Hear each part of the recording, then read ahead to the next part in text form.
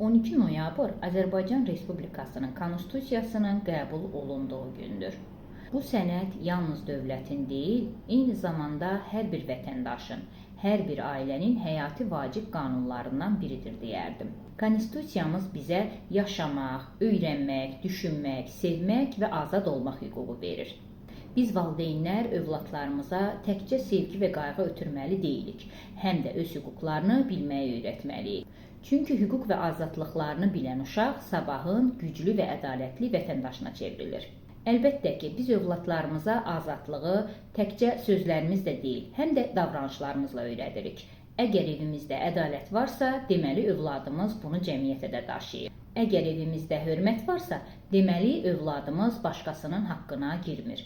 Həmçinin evimizdə azad mühit varsa, deməli övladımız öz fikrini deməkdən qorxub çəkinmir və fikrini azad formada ifadə etməyi bacarır.